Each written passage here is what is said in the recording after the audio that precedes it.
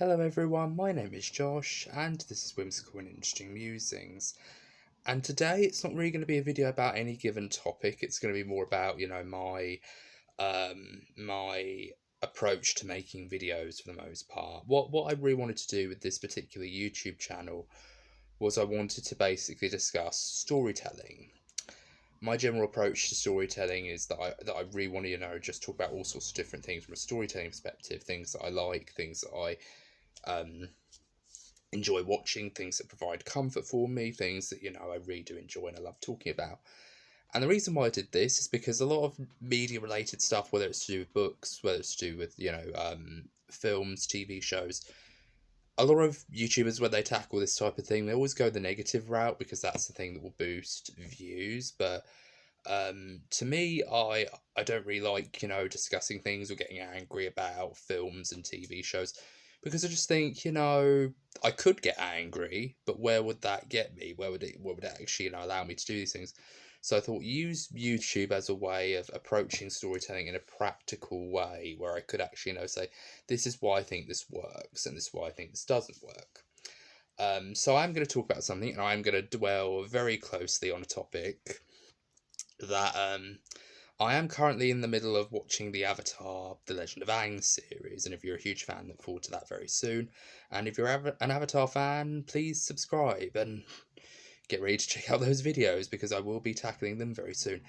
But I do want to basically just talk about why I don't necessarily talk about things in a negative way, and that's because, of course, obviously, it spurs anger, it spurs these very passionate cries of emotion, says, how dare you do this, how dare you do something that I love, that I enjoy. And I kind of think that's not a very practical way of dealing with your emotions. Yes, it's good to let your emotions out, it's good to just wipe the slate clean and say, well, this is me saying my piece about something. But to me, I'm just done with being angry. I'm done with being being negative and being not very optimistic about things, because life is very short, and sometimes it kind of, yes, it's very kind of asking someone not to be angry about something, especially when it's something that they love and that they care about, especially a book or a film or a TV show. But life's too short, and sometimes it can come by, it can come and go within a blink. And instead of actually worrying about getting angry, just focus on stuff that brings positivity to your life. And what brings positivity to my life is my family and my friends. But I also think that the stuff that I watch, like the sitcoms that I watch, that's why I did Sitcom Comforts, and that's why I do Musical Mondays, because I want to talk about things that make me happy and make me feel very safe and very kind of optimistic about things. And sometimes when I'm talking about negative stuff, it can get me down, and it can get me very sad and upset. So I just want to talk about stuff that I really want to talk about and enjoy. But I'm going to talk about something which a lot of people may not have a very positive opinion on, and that's the Avatar: The Last Airbender movie, which was directed by M. Night Shyamalan of The Sixth Sense, Signs, The Village, and Unbreakable fame. He's done a lot of other films since then, like The Visit and Lady in the Water and things like that, but he's mostly well known for his twist endings, or films with the twist endings. And he was considered for the longest time a very critically, acclaimed director. He was often considered, by a lot of people, he was even foretold to be the next Spielberg, because he had that level of charm and, enchantment and charm to his films. And that really kind of, immediately created a bit of an ego in him, where he kind of felt like, oh yeah, I'm untouchable now. No one can touch me. No one can, say I'm bad or I'm terrible. And if you do, I'm going to make a film about it in the form of another film. So yeah, it really kind of makes you think, yeah, this isn't a good idea. But he was given the option to direct Avatar: The Last Airbender, and he didn't want to make it because he wasn't a fan. And when you ask someone who isn't a fan of something to direct your film that's based on something that they're not a fan of, you're going to get a very cynical approach, and you're going to get a very kind of blasé, don't really give a damn kind of approach to things. Now, there's one extreme of that, which is the Avatar film, and the other one is the another example from a director which I really do love, David Lynch. He has directed some of my favourite films of all time. He's directed films like Blue Velvet, Wild at Heart, Mulholland Drive. Those two, Blue Velvet and Mulholland Drive, are particularly my favourites, as well as Lost Highway, The Elephant Man, Eraserhead. He really is an incredible director, and when you watch his, and of course he was responsible for the show Twin Peaks, which I am going to be doing an overview of at some point, but I'm not going to do that until I do Avatar. That's my target. I want to do Avatar, and I want to do an overview of that series, so I'm going to do that first, and then think about Twin Peaks later on down the line. But for now, I'm going to talk about David Lynch. And he was tasked with directing a film called Dune, which was based on the novel by Frank Herbert, which very famously was adapted recently, a few years ago, or maybe just a year ago, or just this year, by Denis Villeneuve, who did the film Enemy, as well as Prisoner and various other films. He's a good director. I've seen some of his films. He's a really great, visionary director, but he's also a huge fan of Dune. He is the perfect match for something like that, whereas David Lynch, he isn't. So David Lynch is one of those directors who, when he directs a film, he likes to have a script, have a template, but he doesn't want to just be bogged down by, this is what you need to include, this is what you need to, do, these are the points you need to hit. He's not that kind of director. He's not a director for hire. He likes to do his own thing, and part of me feels like that's what M. Night Shyamalan likes to do with his films too. He likes to play with his world. He likes to play with the storyline and the characters, and just work with the actors. Whereas when you're doing something like Dune or Avatar, you've got to hit a certain number of marks in order to get it done. And it feels like you're doing an exam rather than doing something creative, which is kind of a bit of a buzzkill for creative people. So, even though these films are incredibly creative, these stories are incredibly creative and incredibly very well structured and well defined, when you are met with a person who says you need to hit these marks, it can create a very interesting discipline. But David Lynch said it best. He said, it's like a bloody machine. Like, you can't be creative. You can't be allowed to, experiment and do what you want to do. You're just kind of bogged down by what people want you to do. And it doesn't become fun anymore, and it kind of becomes a different thing. And even then, M. Night Shyamalan had little to no control over this production. He literally had no control on who was cast, how the characters were written, or anything like that. And even though he did say that the main character, instead of the name Aang, it's An, and things like that, even though he did say stuff like that, he didn't have any control in the cast. I mean, the girl who plays Kitara was the daughter of one of the producers, and that's why he was done. The problem with this film is it was plagued with executive meddling. A lot of executives, a lot of men in suits with the money were standing over M. Night Shyamalan's shoulder and say, you've got to include this, you've got to do this, you've got to do this. But it was done by committee who didn't understand the source material either. They just said, this is very popular, so we have to make a film about it, quick sticks, and that's all they wanted to do. And it was the same with Dune. They didn't know what they wanted to do, and to David Lynch's credit, he tried to make it as creative as he wanted it to be, but I can guarantee a lot of the decisions that he made were not his, that he made. He pretty much had no control over that production either, and he didn't have final cut, and that's something that a lot of directors should be allowed to have if they have their own vision. But he didn't have final cut, so a lot of the stuff that he probably wanted to do that were in some slither of a way faithful to the source material, he wasn't allowed to do that because that's what his films essentially were. So my introduction, if I am to give kind of like a second introduction to this channel, is I want to talk about things positively, but I want to also kind of say, if I'm going to talk about something in a negative way, I'm not going to say, this is crap, because just saying something's crap is immediately going to stoke a fire.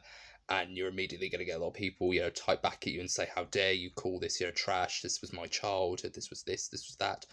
I want to try to do it from a very constructive standpoint and say, I'm not just going to force my opinion down your throats. I'm going to actually try to, offer a different point of view in certain things. So yeah, the last Airbender movie sucks by a lot of people's estimations, but really think about it from the point of view of the creators. M. Night Shyamalan wasn't allowed to be creative at all. David Lynch wasn't allowed to be creative at all when he was making Dune. And that's something that I think a lot of people do kind of give David Lynch a lot of hate for, and I don't really think it's warranted, because David Lynch is such a nice guy. I've seen him in interviews. He's such a lovely guy, and he's so down to earth, and he's so, patient, and he's so, very understanding. And he's a very intelligent and very talented person. He doesn't always know what's going to happen in a movie, but he will always figure out ways of making sure that it fits somewhere. And he even said jokingly that he's been free in his career since making Dune. Like, he literally felt like he was being thrown in irons and being, just carted around and pulled from pillar to post by executives, and he has never been free since. And I think it's the same with M. Night Shyamalan. I think he was kind of pressured into doing it when he didn't really want to. And I feel like that was the thing that really got a bad product. Because when you hire someone who isn't interested in the source material, you're not going to get a good product. You're not going to get a good product that's faithful to the fans or gets the point of why the fans love this thing. But executives have surprisingly not learned this lesson at all. And they've done it with David Lynch, with Dune, and they've done it again with Avatar: The Last Airbender and with M. Night Shyamalan.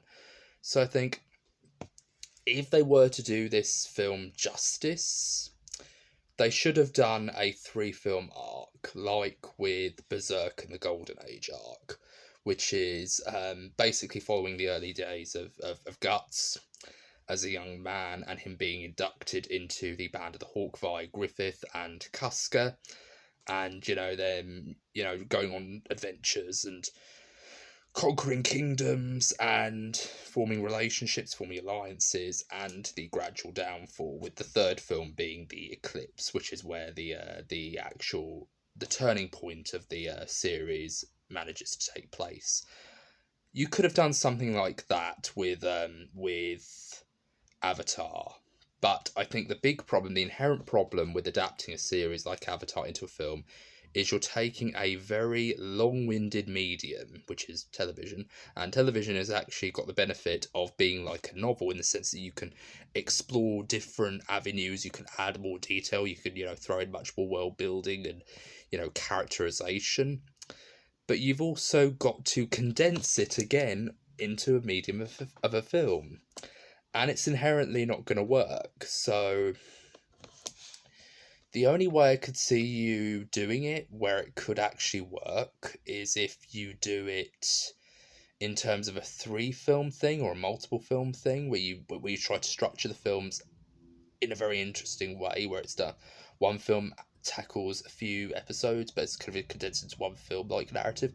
Or you can do a film spin-off, whereas one arc that was in between seasons, like, that's the only way I could see it working. But you've got to stay true to the animation, not do live action, not bleed into live action at all. You've got to keep the animation from the original.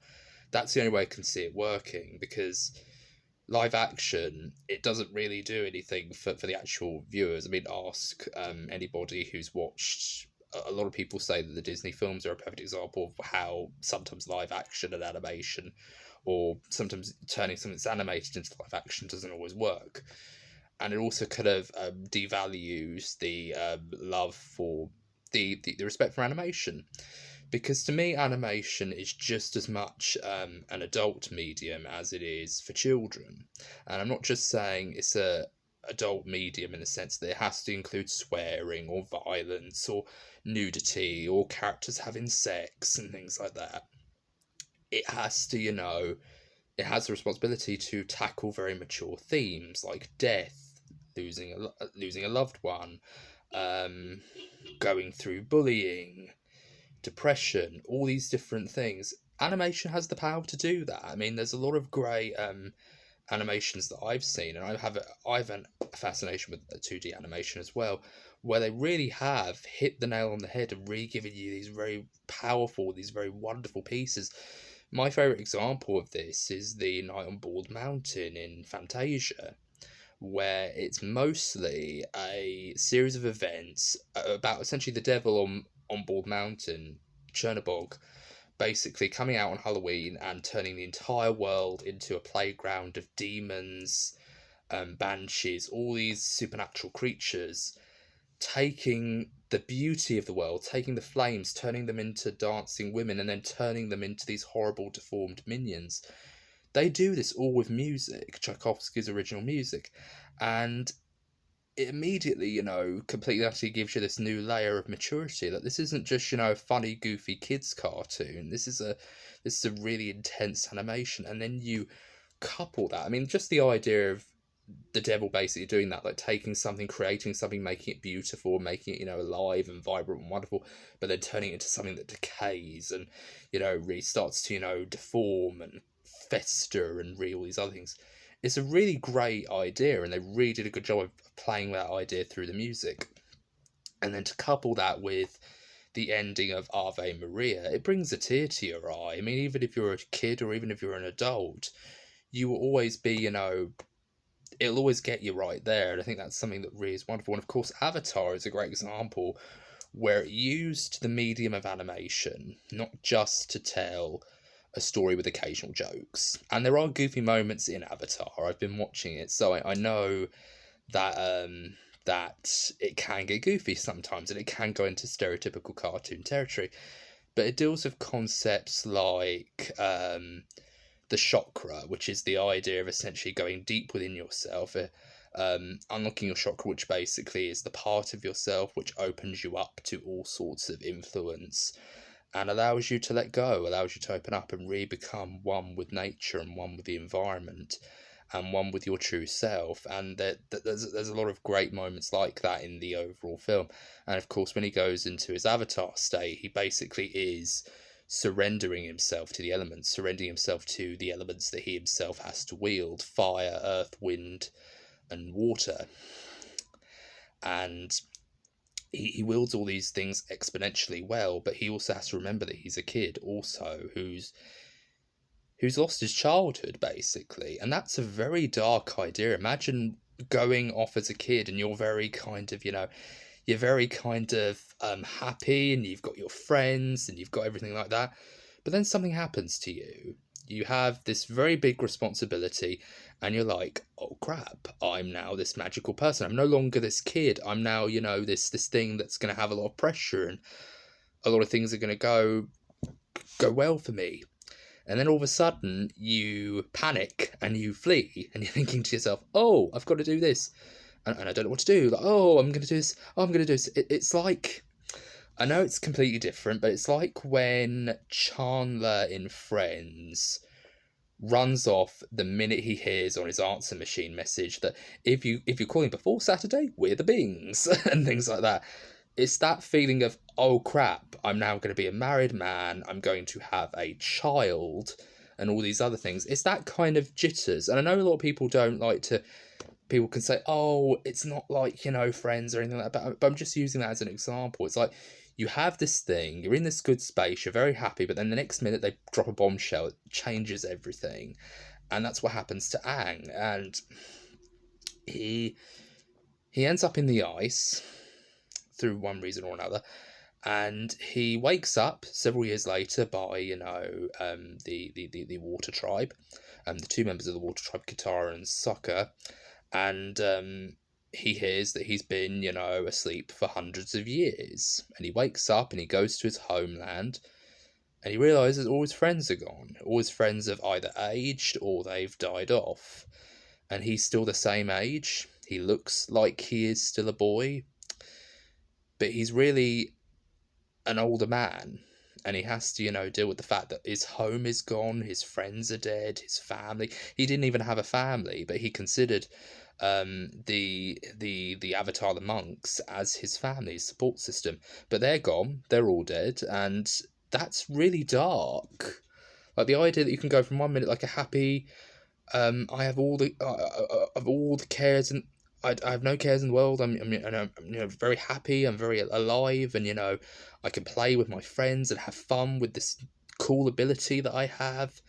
But then he wakes up one day and it's just gone, and that's a very heartbreaking idea. And I think that's something that animation can really tap into, and I think that's something that a lot of people need to respect in the medium of animation, that animation can hit those pressure points and they have the ability to tackle those issues if the creators of the storytellers know what to talk about. And I think that's one of the things. That's why I always say, if you don't think something like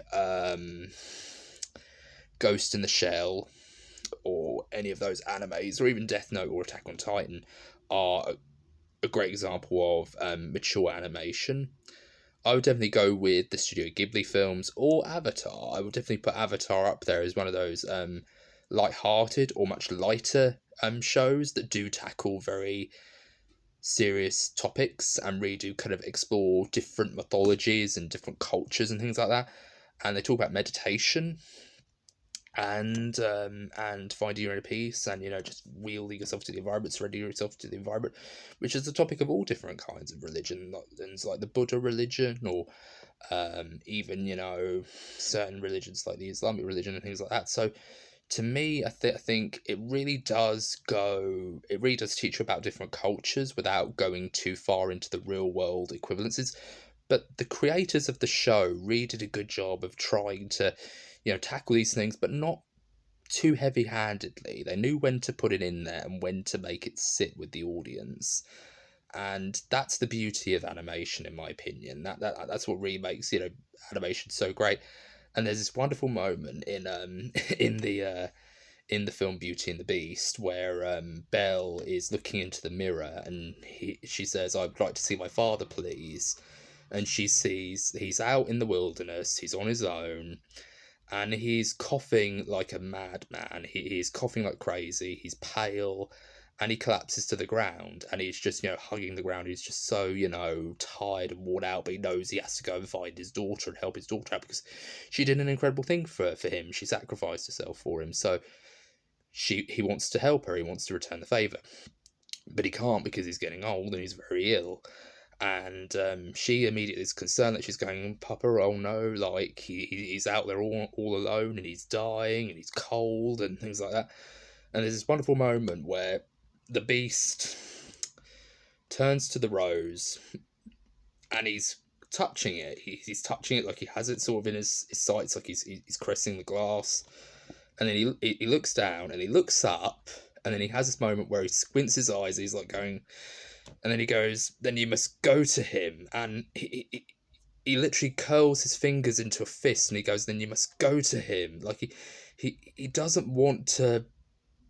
He doesn't want Belle to go because he loves her, but then at the same time, he is also, wanting to do the right thing. He knows that this is what Belle wants. She wants to help her dad. So he's literally saying, "Then you must go to him." And it's one of those moments that will always bring a tear to my eye. Even when I'm watching it, even when I'm, doing something else, so I come out to make lunch or a cup of tea and Laura's watching it, even when it gets to that scene, I always get a little bit, teary-eyed, because that's the moment where you kind of think, oh, the Beast actually has a great moment of character growth, because he's not just thinking about himself in that moment, he's thinking about someone else who actually needs help and actually needs to help someone out. So that's the beauty of animation to me, and I think that's the mature element of animation. That's when animation really knows how to do maturity.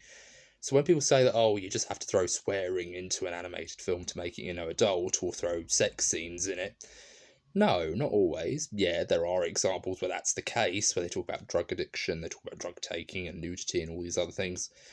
But you don't have to do that. You can just, talk to your audience in a way that feels like it's honest and it's truthful, and you're able to, just explore themes like grief. Like, this is my last example, but there's this show called The Midnight Gospels on Netflix about a man who is going through different worlds, and he's basically doing it through a virtual reality type thing. He's going through different virtual worlds and he's interviewing people. And one of the people he interviews is his mother. And she's like 80 or 90, and she's very, you can tell when she's speaking that she's not got long to live. Like she's very frail, she's very old, and she's dying basically. And there's this beautiful scene, and they do animation. They do this very, very wonderful job where you're watching two people have a conversation, but they do the animation in a way where you can really follow it. They really do a very good job where you can follow the animation, but you can also follow the things that people are saying. And it's very beautifully done. And there's this moment where they're talking about what happens when... I'm going to make myself cry again. What happens when you do go and you want to say these things. And she goes... You cry. And that moment broke my heart. And it said, this is what animation does. This is what a good animation does. So when the mum does die, she doesn't actually die in the interview, but she dies in the animation. She gets buried, and Clarence, or Clancy, yeah, that's his name, Clancy, he's grieving over his mother, and there's this wonderful scene where a flower mushroom springs out of the ground, symbolising new life. And he then goes through this phase where he starts to age and he starts to change, and he ends up, transforming into a moon, and him and her are just, talking, and she starts to sink into a black hole. And she says, you may be heartbroken so many times, you may hate the world at times, but there are moments where you might hate the world and you might, not want to see the world again. But this kind of love between you and me and your friends and your family, that ain't going nowhere. And she starts to sink into the void, and Clancy is just left there, struggling with what to do.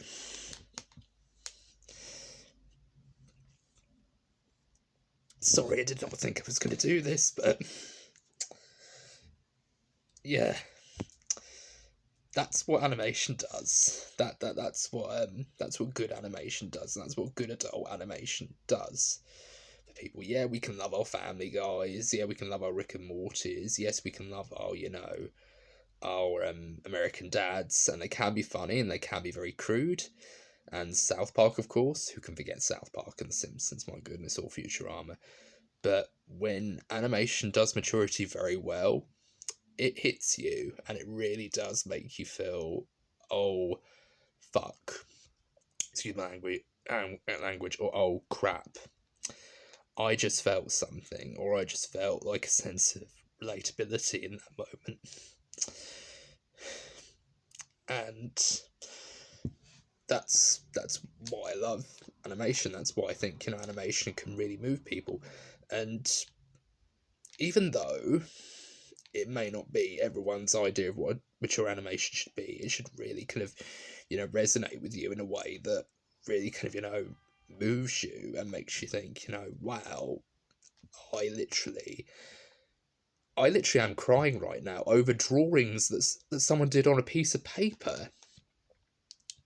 I'm crying over that. Why am I crying over that? Well, that's because animators, people who do the drawings and do the artistry, they're also storytellers. And I think that's the thing that I really love the most about animation. And that's what I love most about the medium of animation. And that's why I think Avatar cannot be made into live action, because it will completely and utterly disrespect the very kind of powerful quality of animation, and it kind of just sets this very negative stigma that animation is purely and exclusively for children.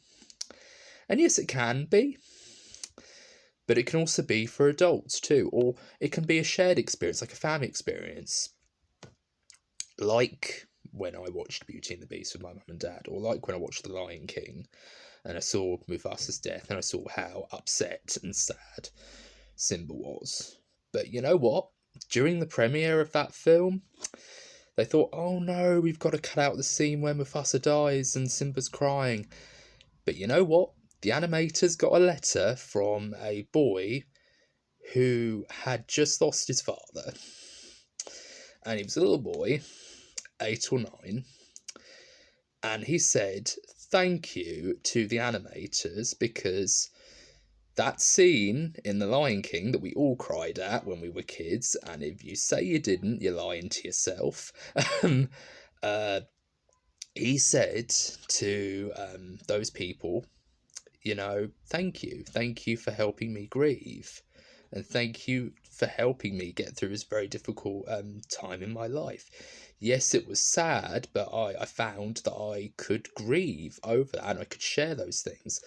And I think that's what good storytelling does, and animation does that. And I think if I think the biggest insult was they wanted to do it live action. That was the biggest problem. It wasn't the fact that they didn't do the story justice. My personal take on why it sucked is because it was done through live action.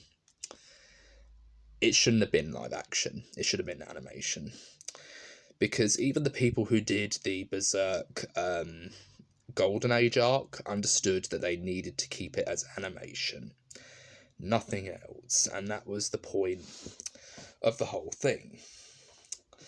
So, yeah, the Avatar film still sucks, but I've hopefully given you a different point of view on how to see it. And yeah, I wasn't singing the live action film's praises or anything, but I was saying that, you know, M. Night Shyamalan did undergo a lot of pressure during that time. And so did David Lynch with Dune. I'm going to stop gushing about David Lynch for now. Put you on the shelf for now, David Lynch. I will get back to you in a few other videos, but I hope you found this video insightful, and I'm sorry I cried, but it just really hit me. So yeah, hopefully you like this video, and have a good day. Or this has been Josh with whimsical and interesting musings. Oh, I need to have a glass of water or something now. Have a good day. This has been Josh with whimsical and interesting musings, bringing you a wonderful load of whimsical and interesting musings every day, all year round. Have a great day, everyone, and I hope you're all doing very well. God bless. Bye-bye for now.